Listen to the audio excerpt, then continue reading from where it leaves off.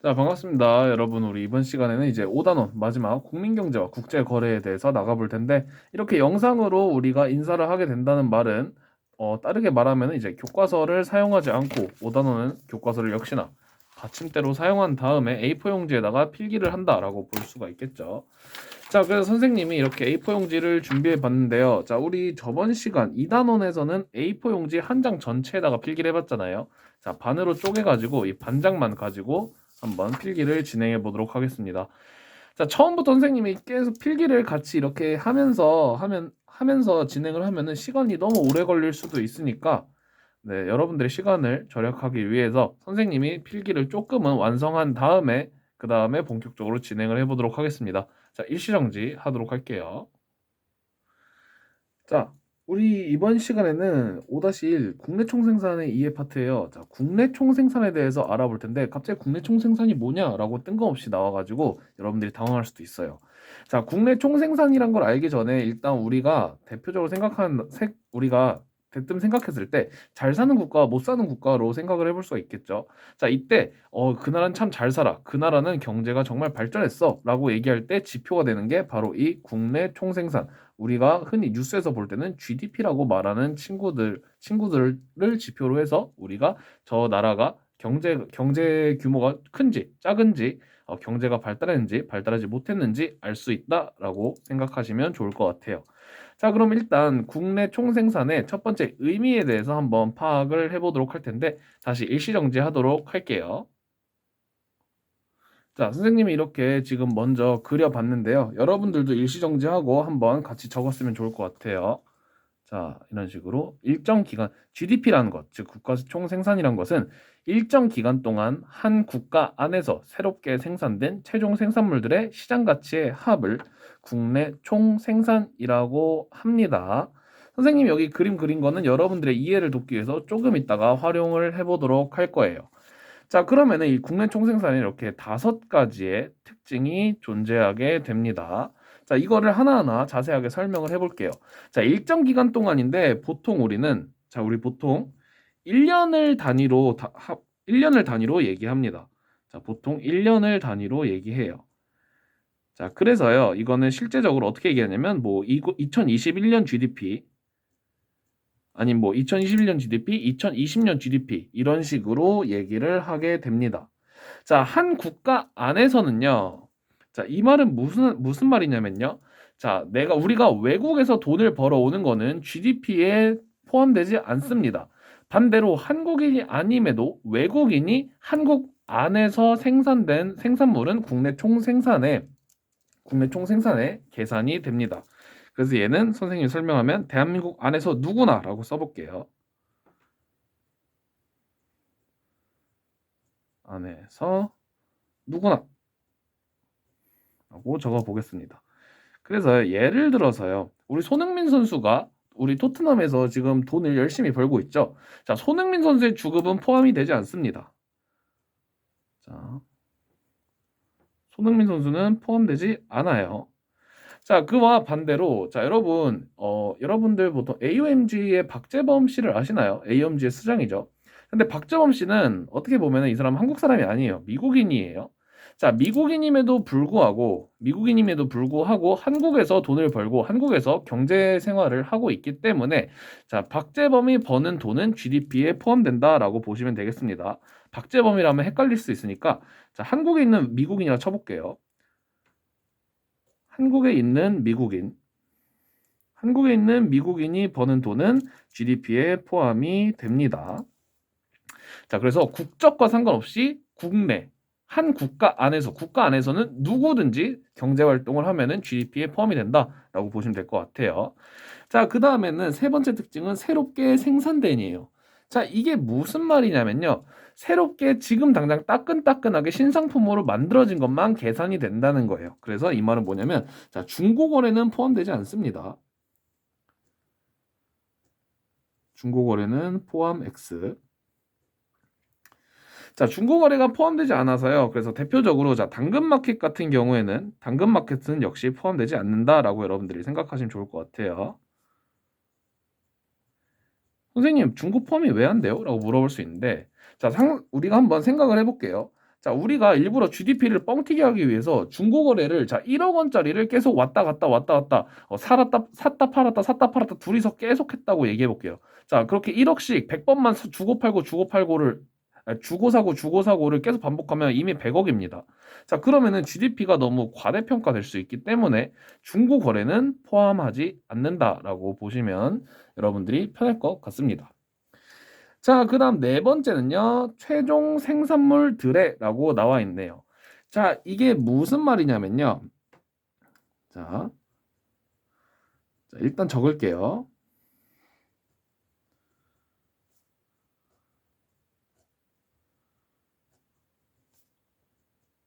중간 생산물의 가치는 빼고 최종 생산물만라고 적어볼게요. 선생님 이게 뭔 소리예요? 할 수 있어요. 자, 빵이 만들어지는 과정을 선생님이 위에다 그려봤잖아요. 자, 맨 처음에는 0원입니다. 아무것도 없었어요. 자, 아무것도 없었는데, 자, 이게 여러분들 모르시겠지만 밀입니다, 밀. 자, 밀을 농부가 재배했어요. 그래서 농부가 이 밀을 자, 200원에 팔았습니다. 밀가루 업자한테. 자, 밀가루 업자는 밀을 받아서 밀가루를 생산했어요. 자, 밀가루를 생산했는데 밀가루 업자는 빵업자한테 500원에 또 팔았습니다. 500원에 팔았고요. 그럼 빵업자는 이 밀가루를 사서 빵을 만들고 이거를 1000원에 팔았습니다. 자, 이때 보면은 자, 굉장히 생산된 게 많아요. 일단 농부가 밀을 생산했고요. 밀가루 업자가 밀을 통해서 밀가루를 생산했고요.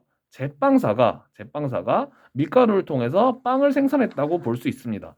자, 그럼 우리가 GDP를 계산할 때 0원, 200원, 500원, 1000원을 다 더하는 게 아닙니다. 다 더하는 게 아니라 여기서 GDP가 되는 거는 바로 중간 생산물은 빼고 이 최종 생산물인 이 빵만 GDP에 포함된다라고 보시면 될 것 같습니다.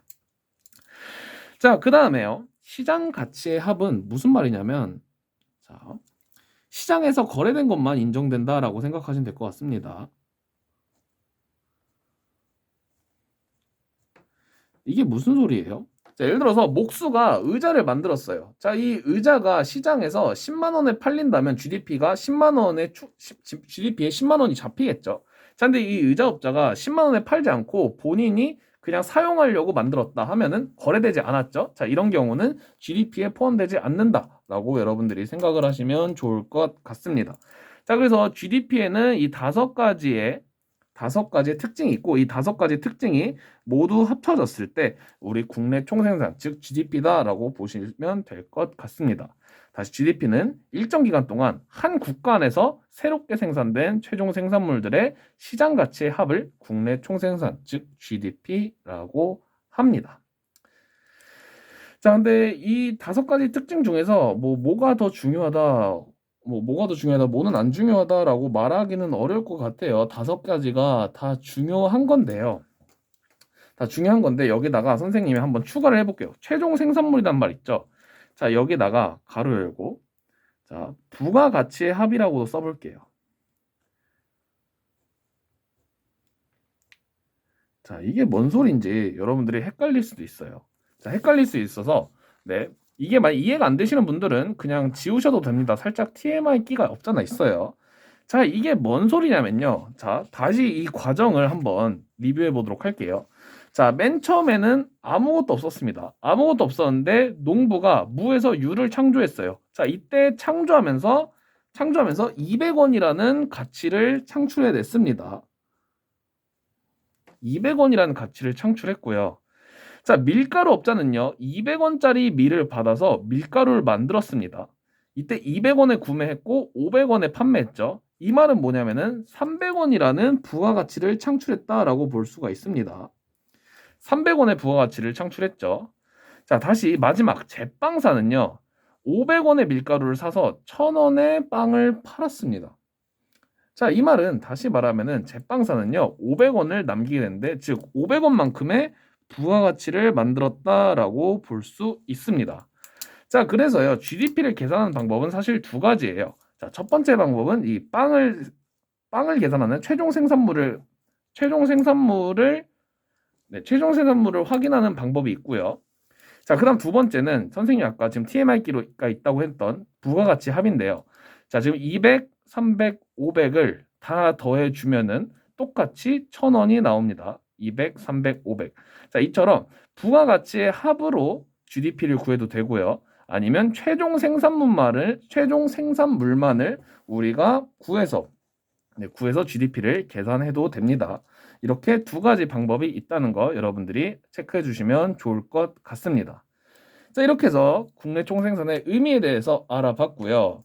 자, 그러면은 이번엔 자, 뭐에 대해서 알아볼 거냐면 바로 국내 총생산의 한계에 대해서 알아보도록 할 거예요.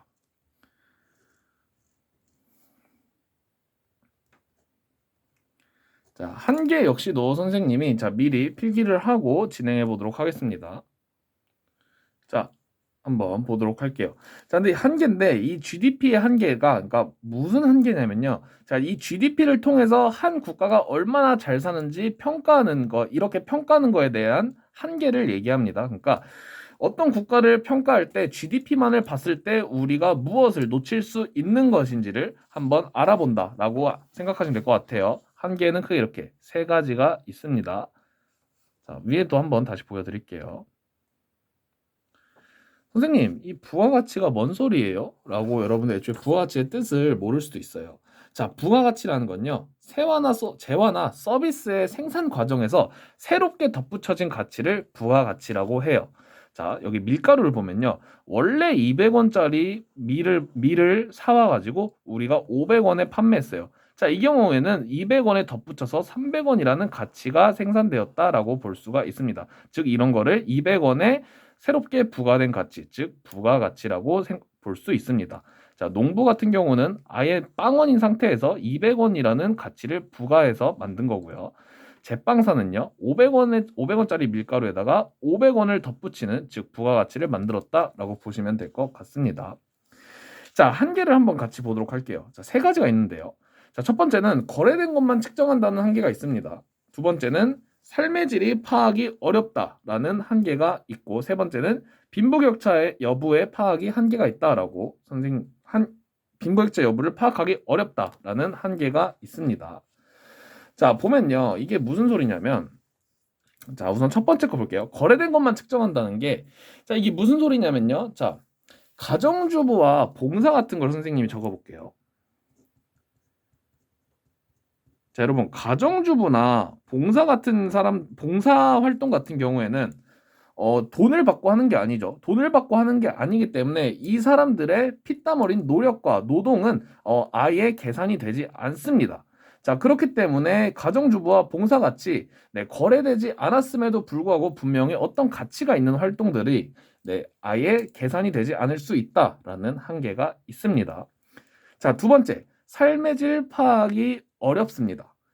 이게 무슨 소리냐면요. 선생님, GDP가 높으면 당연히 잘 사는 거 아닌가요? 애초에 그냥 잘 먹고 잘 사니까 생산이 많다는 거잖아요. 라고 생각할 수 있어요. 하지만요, 대표적인 예시가 바로 전쟁을 선생님이 들 수 있는 것 같아요. 자, 여러분, 전쟁이 나면요, 총알도 엄청나게 만들고요, 총도 만들고요, 심지어 막 전투기 같이 이런 군수물자를 어마어마하게 생산합니다. 자, 이렇게 생산을 하게 된다면, 자, 일정 기간 동안 한국 간에서 새롭게 생산된 최종 생산물들의 시장 가치의 합 모두 다 포함이 되죠. 총알이나 총 같은 게. 그래서 GDP가 어마어마하게 올라요. 자, 근데 전쟁이 나면은 삶의 질이 좋다라고 얘기할 수가 있을까요? 제 생각에는 없다고 생각이 듭니다. 자, 그렇기 때문에 이 전쟁 같은 경우도 있고, 자, 또 뭐가 있냐면요. 자, 전염병을 예시를 들을 수도 있을 것 같아요. 자, 지금 대한민국뿐만 아니라 전 세계가 코로나로 인해서 굉장히 고통받고 있죠. 자, 물론 코로나를 통해서 경제가 많이 위축된 건 사실이에요. 하지만 지금 미국 같은 경우에는 코로나로 인해서 자, 백신을 엄청나게 생산하고 있죠. 자, 백신 생산을 통해서 국내 총생산이 증가할 수도 있습니다. 자, 하지만 백신을 판다고 해서 그 국가가 행복하다고 보기는 어렵겠죠. 행복하거나 삶의 질이 좋다라고 우리가 생각하긴 어렵습니다. 자, 이처럼 삶의 질 파악이 어렵다라는 측면이 있고요. 자, 세 번째는 빈부격차 여부를 파악하는데도 역시 어려움이 있습니다. 한계라고 쓰기보다는 어려움이라고 쓰는 게 더 나을 것 같네요. 자, 국내 총생산 같은 경우에는 각 개인이 얼만큼 가져가는지는 우리가 알 수가 없습니다. 그냥 그저 한 국가를 측정의 단위로 놓기 때문에, 그러니까 국가의 전체적인 경제 규모만 파악할 수 있기 때문에 국민 각자 국민 개인이 얼마나 잘 먹고 잘 사는지는 파악하는데 어려움이 있다라고 보실 수 있습니다. 자, 그러면요. 그럼 지금부터 이제 의미와 한계까지 알아봤는데요. 그럼 이제 우리 경제 성장에 대해서도 한번 간단하게 이야기를 나누고 수업을 마무리하도록 할게요. 자, 이 GDP는요. 그래서 우리가 알아봤던 이유가 경제 성장의 지표, 그 경제 규모의 지표이기 때문에 알아봤습니다. 가장 대표적이고요. 전 세계적으로 많이 사용하는 지표입니다. 경제 성장 지표인데요. 자, 여기 한계가 이렇게 세 가지의 한계가 있죠. 세 가지 한계 중에 이 세 번째 거 빈부격차 여부가 파악이 어렵다. 이 한계를 가져오도록 할게요. 이 한계를 가져와서 그래서 경제 성장 지표로 GDP도 물론 사용하지만 자, 대안책으로 사용하는 게 있습니다. 자, 대안책으로 사용하는 게 뭐냐면요.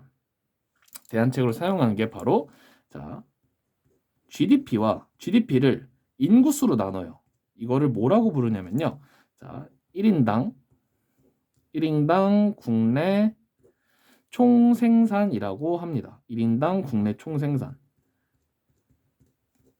자, 1인당 국내 총생산. 그냥 GDP를 간단하게 인구수로 나누긴 했지만 그래도 GDP보다는 각 개인이 얼마나 잘 먹고 잘 사는지를 알 수 있겠죠. 자, 그래서 1인당 국내 총생산도 GDP 대신 많이 사용하고 있다라는 거 여러분들이 꼭 알아주시면 좋을 것 같습니다. 자, 그리고 이제 나머지 부분 조금 남았는데요. 조금 남은 건 선생님이 필기 다시 하고 그 다음에 다시 알아보도록 하겠습니다. 자, 다시 이제 흔들렸다. 자, 마지막 부분을 가보도록 하겠습니다. 자, 적으실 분들 적어주시고요. 자, 경제 성장하면 좋은가에 대해서 한번 얘기를 나눠볼게요. 여러분, 경제 성장하면 좋을까요?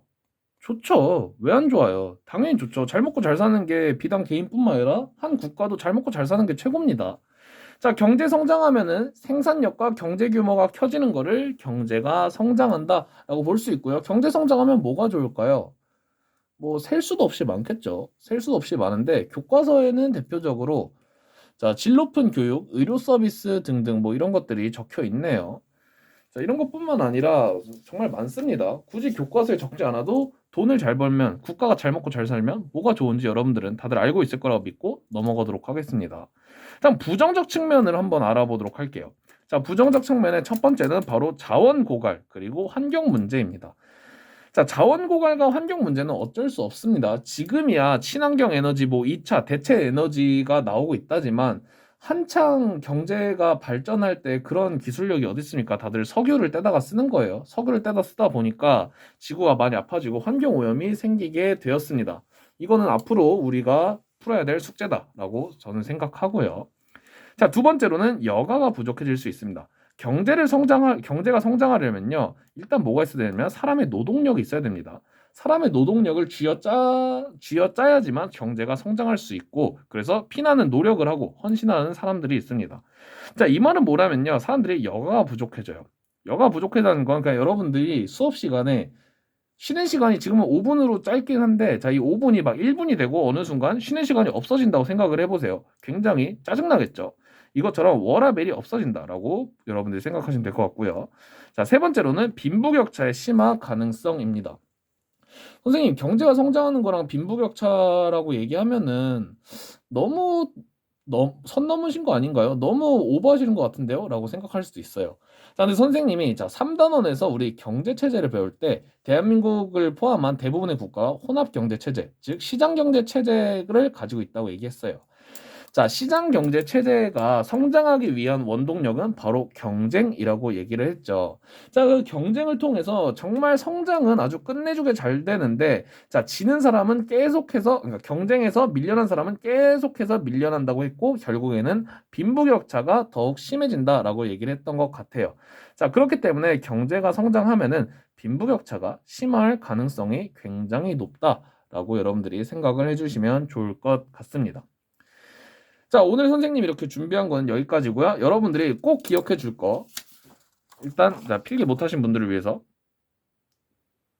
자, 이렇게 적어 봤습니다. 자, 꼭 기억해 줄 거 뭐 다 기억해 주면 너무 고맙겠지만 우리 사람은 알파고가 아니잖아요. 어떻게 다 외우겠습니까? 자, 이 의미 5개는 꼭 여러분들이 기억을 해 주시면 좋을 것 같습니다. 기억해 주시면 좋을 것 같고, 자, 이 한 개, 3가지 중에 3가지는 여러분들 한 번씩, 한 번 더, 한 번 아니고 한 5번씩 읽어보세요. 5번씩 읽어보시면 좋을 것 같고, 부정적 측면은 여러분들이 조금만 생각을 해보면 다 풀 수 있기 때문에 그냥 이거는 한 3번씩만 읽어보면 좋을 것 같습니다. 자, 오늘 수업은 여기서 마무리하도록 하고요. 선생님이 이제 뒤에다가 TMI 영상을 따로 올려놓도록 할게요. 자, TMI 영상은 약 3초 뒤에 우리 굿바이 인사하고 마치도록 하겠습니다. 자, 오늘 수업 여기서 마무리하도록 하고 다음 시간에는 이제 물가와 실업에 대해서 알아보도록 하겠습니다. 모두 고생했습니다. 자, TMI를 보고 싶은 친구들만 남아 계세요. 자, 설마 남아 계신 분들은 없겠죠? 자, 남아 계신 분들은 없겠지만 제가 하고 싶어서 그냥 하는 겁니다. 이건 시험에 나오지 않는 내용이에요. 지금이라도 나가주세요. 자, 지금 보시면은 여기 최종 생산물이랑 부가가치 합이랑 둘 다 상관없다고 했잖아요. 자, 그런데 최종 생산물 이 빵이 1,000원인 거와 그 부가가치 합들 200원, 300원, 500원이 진짜로 정말 같은지 선생님이 설명을 해드리도록 하겠습니다. 자, 우선 선생님이 일단 TMI를 달아놨고요. 우리 3단원 첫 번째 시간에 경제활동은 3가지의 측면으로 이루어진다라고 얘기했어요. 바로 생산, 분배, 소비 이 3가지의 측면으로 이루어진다 있다고 했고 선생님이 그때도 TMI로 얘기했어요. 자, 이 생산과 분배와 소비는 언제나 3개가 모두 똑같다라고 얘기했어요. 이 3가지가 하나라도 어긋나는 지점이 있으면 그건 그 나라의 경제가 휘청이고 있는 거다라고 얘기를 했죠. 자, 이 생산, 분배, 소비를 통해서 최종 생산물과 부가가치 합이 왜 똑같은지 한번 얘기를 나눠보도록 할게요. 자, 우선 생산은요. 여기서 생산을 얘기할 때 이 생산에서 측정되는 가장 대표적인 게 바로 우리가 지금까지 배웠던 GDP입니다. GDP. 최종 생산물들의 시장 가치의 합이죠. 국내 총 생산, 이름부터가 생산이잖아요. 이 생산을 측정하는 게 바로 GDP입니다. 자, 우리 이 예시에서 봤던 것처럼 GDP는 1,000원, 즉 생산 측면에서 바라보면 1,000원을 우리가 측정할 수 있어요. 자, 소비 같은 경우에는 소비자들이 빵을 편식하지 않고 꼭 다 사 먹었다고 생각했을 때, 자, 소비 역시도 빵 구매 플러스 1,000원이 된다고 볼 수가 있겠죠. 자, 이러면은 생산과 소비는 이미 같아졌습니다. 자, 그럼 생산과 소비, 분배만 1,000원이 되면 되는데, 자, 분배가 바로 부가가치의 합입니다. 왜냐면요. 자, 이 1,000원이라는 빵을 제빵사가 일단 팔았죠. 자, 팔았는데, 밀가루를 구매하는데 500원을 썼습니다. 그럼 제빵사가 실제로 갖게 되는 돈은요, 500원이 됩니다. 실제로 갖는 이유는 500원이 되고요. 자, 밀가루업자는 다시 500원에 팔았죠. 500원에 팔았다고 500원이 다 남는 게 아니라 200원에 사들여 왔습니다. 그럼 밀가루업자가 남는 돈은 300원이에요. 자, 그럼 다시 농부는 200원에 팔았죠. 농부가 뭐 물론 씨를 샀다고 볼 수도 있겠지만 일단 무에서 유를 창조했다고 선생님이 얘기했기 때문에 농부는 딱히 든 비용이 없습니다. 그럼 농부는 200원의 이윤이 얻게 됐어요. 그래서 500 더하기 300 더하기 200을 더하면 모두 1,000원이 되죠. 자, 모두 1,000원이 되는데, 자, 이 과정을 바로 분배 과정이다라고 여러분들이 생각하시면 될 것 같아요. 자, 이 빵이라는 생산 과정에 참여한 주체들이 자기의 뭐라 하지? 자기가 얻을 수 있는, 그러니까 자기가 기여한 만큼 돈을 받는 소득을 받는 거를 선생님이 분배라고 얘기했죠. 자, 그래서 제빵사는 500원의 부가가치, 밀가루업자는 300원의 부가가치, 농부는 200원의 부가가치를 받았다. 즉 제빵사와 밀가루업자, 농부는 빵을 생산함에 따라서 500원, 300원, 200원씩 분배받았다라고 여러분들이 생각을 하시면 되겠습니다. 그래서요. 자, 그래서 생산과 소비는 원래 같고요. 애초에 재고가 남지 않으면 분배는요. 생산과 분배, 소비와 항상 같다. 분배 역시도 생산 소비와 함께 같이 같다라고 볼 수가 있습니다. 그렇기 때문에 최종 생산물의 가치와 모든 업자들이 가지는 부가가치의 합은 언제나 같다라고 여러분들이 꼭 생각을 해 주시면 좋을 것 같습니다. 자, TMI 들으신 분은 없겠지만 오늘 수업 여기서 마무리하도록 하겠습니다. 다음 시간에도 TMI가 준비되어 있을 것 같아요. 그럼 다음에 보도록 할게요.